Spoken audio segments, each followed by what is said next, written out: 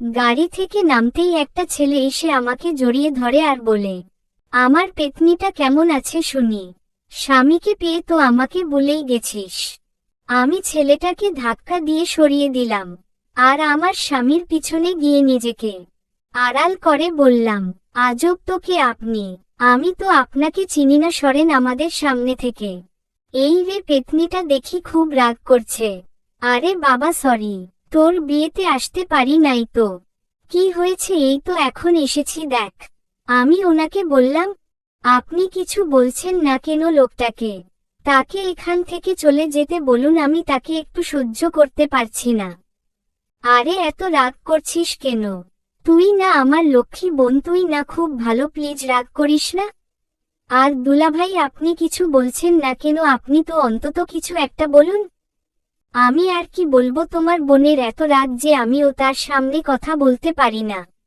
না বাবা, আমি তোমাদের মাঝে নেই। আমি আমার স্বামীকে চিমটি দিয়ে বললাম, আমি আবার কবে আপনার সাথে ট্রাক দেখালাম? রোজই দেখাও। হঠাৎ মা বাবা আসলেন। আমি বাবার কাছে গিয়ে বললাম, আব্বু তুমি এই লোকটাকে বাড়িতে ঢুকতে দিছো কেন? এক্ষুনি চলে যেতে বলো। আরে মা রাগ করিস কেন? ওর তো পরীক্ষা ছিল, যদি পরীক্ষাটা না দিত তাহলে কতগুলো বছর লস হয়ে যেত, তাই না? পরীক্ষা আগে না আমি আগে, সে এমনিতেও আন্ডা পাবে হু। হঠাৎ উনি আমার সামনে এসে বললেন, থাক যা হয়েছে ভুলে যাও। আর ও তো তোমাকে সরি বলেছে, তাই আর রাগ নিয়ে থেকো না। আচ্ছা, আসলে রায়হান আমার ছোট ভাই। সে আমার বিয়েতে ছিল না, হোস্টেল থেকে পড়াশোনা করে। যখন তাকে বিয়ে কথা বলি তখন সে তার পরীক্ষায় ব্যস্ত ছিল, তাই আমার বিয়েতে আসতে পারেনি। তারপর রায়হান আমাকে সরি বলল আর অনেকগুলা আইসক্রিম দিল। দুঃখের কথা কারে বলি, উনি আমাকে একটার বেশি আইসক্রিম খেতেই দিল না। বজ্জাত লোক, আমাকে আইসক্রিম খেতে দেয় না হু। অতঃপর ওনাকে ঘরে নিয়ে গেলাম। উনি বিছানায় শুয়ে বললেন, এক গ্লাস পানি আনো তো। জি এখনই আনছি। অতঃপর ওনাকে পানি দিলাম আর বললাম, আপনি ফ্রেশ হয়ে আসুন, আমি খাবার আনছি। তোয়ালেটা দে। তারপর ওনাকে তোয়ালে দিলাম। উনি ফ্রেশ হতে গেলেন। আমিও রান্নাঘরে গেলাম ওনার জন্য কিছু খাবার নিতে। আসলে এখনো খাবার সময় হয়নি, কিন্তু মাঝে মাঝে ওনার হালকা ক্ষুধা লাগে। তখন ভাত না খেলেও কিছু খেলেই ওনার পেট ভরে যায়। আর সেটা এই বাড়ির সবাই জানে। আম্মু আমি সাহায্য করি। না রে মা, তুই যা ঘরে যা, গিয়ে দেখ নাইমের কিছু লাগবে নাকি। ওনার হালকা খিদে লেগেছে, তাই জন্য কিছু খাবার বানাই। আরে না না, তোকে কিছু করতে হবে না, আমি নাইমের জন্য পায়েস বানিয়েছি, সেটা নিয়ে যা। আচ্ছা দাও। তারপর ওনার জন্য বাটিতে করে পায়েস নিয়ে গেলাম। গিয়ে দেখি উনি বিছানায় বসে ফোন টিপছেন। আমি যেতেই বলল, এতক্ষণ লাগে? পেটের মধ্যে ইঁদুর তো কাবাডি খেলতে শুরু করেছে। এই তো নিন। ওয়াও পায়েস। মা বানিয়েছে আপনার জন্য। আচ্ছা খুব ভালো হয়েছে, এখন খাইয়ে দে। জি। ওনাকে তুলে খাইয়ে দিচ্ছিলাম আর বলছিলাম, জানেন স্বামী স্ত্রী একসাথে খেতে বসলেও অনেক ছোঁয়াব হয়। যে ঘরে স্বামী স্ত্রী একই প্লেটে খাবার খাবে, যতক্ষণ খাবে ততক্ষণ পর্যন্ত তাদের আমল নামায় সওয়াব লেখা হয়। তিরমিজি শরীফ। ওহ তাই নাকি? কিন্তু আমি তো জানতাম যে স্বামী তার স্ত্রীকে এক লোকমা ভাত খাইয়ে দিবে, আল্লাহ ওই স্বামীর ছগিরা গুনাহগুলো মাফ করে দিবেন, এবং যে স্ত্রী তার স্বামীকে এক লোকমা ভাত খাইয়ে দিবে, আল্লাহ ওই স্ত্রীর ছগিরা গুনাহগুলো মাফ করে দিবেন, এবং উভয়ের আমল নামায় প্রতি লোকমার বিনিময়ে 1000 টাকা করে নেকি দান করবেন। মুসলিম শরীফ। কথা বলতে বলতে উনি একটু পরপর চোখ টিপ মারছিলেন আর দুষ্টুমি করছিলেন।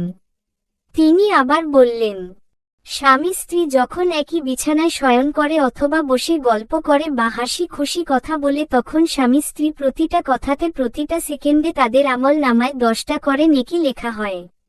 আবু দাউদ। তাই তুই এখান থেকে কোথাও যাবি না, তোর আম্মুকে বলে যেন ডিস্টার্ব না করে। হু হু ভালোবাসা উতলে উঠছে। হঠাৎ উনি আমার হাত ধরে বললেন, তুই আমাকে সত্যি ক্ষমা করেছিস তো? আমি জানি আমি তোর সাথে যেটা করেছি সেটা অন্যায়, আমি তোকে কখনো আঘাত করতে চাইনি। প্রতিটা মেয়েরই বাসর রাত নিয়ে অনেক স্বপ্ন থাকে, তোরও ছিল আমি জানি, কিন্তু আমার জীবনে বাসর রাতের দিনটায় খুব প্রিয় মানুষটা হারিয়ে যাওয়ায় আমি দিশেহারা হয়ে গিয়েছিলাম। আমি কিছু মনে করিনি, বিশ্বাস করুন, তবে আমার সত্যিটা জানতে খুব ইচ্ছে করছে। কে হারিয়ে গেছে? আপনার প্রাক্তন প্রেমিকা নাকি? সত্যি বলতে আমি কখনো প্রেম করিনি।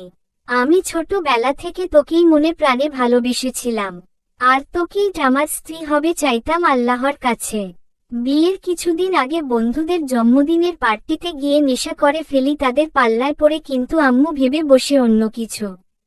কিন্তু যখন জানলাম আমার একদিন নেশা করাই আম্মু তোর সাথে আমার বিয়ে ঠিক করে ফেলেছে, তখন আর আম্মুকে সত্যিটা বলিনি। মনের মানুষকে পেতে যাচ্ছি, অনেক আনন্দে ছিলাম, ঠিক সে কবুল বলে তোকে স্ত্রী হিসেবে গ্রহণ করতেই আমার সবথেকে প্রিয় বন্ধু আমার ভাই রবি গাড়ি অ্যাক্সিডেন্টে মৃত্যুবরণ করে। কি রবি ভাইয়া মারা গেছে? রবি মারা গেছে। সেদিন আমাদের বিয়েতে আসার জন্যই বের হয়েছিল, কিন্তু লক্ষ্য করলাম ওনার চোখে পানি। আসলে খুব ভালো বন্ধু ছিল। বন্ধু বললে ভুল হবে, ভাই থেকেও বেশি আপন ছিল। আমি সঙ্গে সঙ্গে ওড়না দিয়ে ওনার চোখের জল মুছে দিলাম। কাঁদবেন না প্লিজ, আল্লাহ ওনাকে বেহেশত নসিব করুক। এতে আপনার কোনো দোষ নেই, সবই আল্লাহর ইচ্ছে। আর নিজেকে দোষী ভাববেন না, মহান আল্লাহ তাআলা কুরআনে বলেছেন, ইয়া আইয়ুহাল্লাযিনা আমানু লা তাকুনু কাল্লাযিনা কাফারু ওয়া কালু লিইখওয়ানিহিম ইয়াদারাবু ফিল আরদি আও কানু বুজজাল্লাও কানু ইনদানা মামাতু ওয়া মাকুতিলু লিয়াজ আলাল্লাহু জালিকা হাসরাতান ফি কুলুবিহিম ওয়াল্লাহু ইউহয়ি ওয়া ইউমিতু ওয়াল্লাহু বিমা তামালুনা বাশির। অর্থ, হে ঈমানদারগণ, তোমরা তাদের মতো হও না যারা কাফের হয়েছে এবং নিজেদের ভাই বন্ধুরা যখন কোন অভিযানে বের হয় কিংবা জেহাদে যায় তখন তাদের সম্পর্কে বলে, তারা যদি আমাদের সাথে থাকত তাহলে মরতো না, আহতও হতো না, যাতে তারা এ ধারণা সৃষ্টির মাধ্যমে সংশ্লিষ্টদের মনে অনুতাপ সৃষ্টি করতে পারে। অথচ আল্লাহই জীবন দান করেন এবং মৃত্যু দেন। তোমাদের সমস্ত কাজই, তোমরা যা কিছুই করো না কেন, আল্লাহ সবকিছুই দেখেন। সূরা আল ইমরান, আয়াত 156। তাই প্লিজ আপনি মন খারাপ করবেন না, আপনি আমি দুজনে মিলে রবি ভাইয়ার জন্য দোয়া করব। নিশ্চয়ই আল্লাহ তাআলা পরম দয়ালু আর ক্ষমাশীল। তিনি আমাদের দোয়া নিশ্চয়ই কবুল করবে। আর আপনি তো জানেন, কুল্লু নাফসিন যায়কাতুল মাউতি ওয়া ইন্নামা তুওয়াফাউনা উজুরাকুম ইয়াউমাল কিয়ামাতি ফামান যুরছিহা আনিন্নারি ওয়া উদখিলাল জান্নাতা ফাকাদ ফাজহা ওয়ামাল হায়াতুদ দুনিয়া ইল্লা মাতা উল গুরুর। অর্থ, প্রত্যেক প্রাণীকে আস্বাদন করতে হবে মৃত্যু, আর তোমরা কিয়ামতের দিন পরিপূর্ণ বদলা প্রাপ্ত হবে। তারপর যাকে দুঃখ থেকে দূরে রাখা হবে এবং জান্নাতে প্রবেশ করানো হবে, তার কার্যসিদ্ধি ঘটবে। আর পার্থিব জীবন ধোঁকা ছাড়া অন্য কোন সম্পদ নয়। সূরা আল ইমরান, আয়াত 185। তাই আর মন খারাপ করবেন না। ওনাকে জড়িয়ে ধরলাম, উনি ওটা আমাকে খুব শক্ত করে জড়িয়ে ধরলেন আর বললেন, আমি তোর কাছে উত্তম স্বামী হতে চাই। চলবে।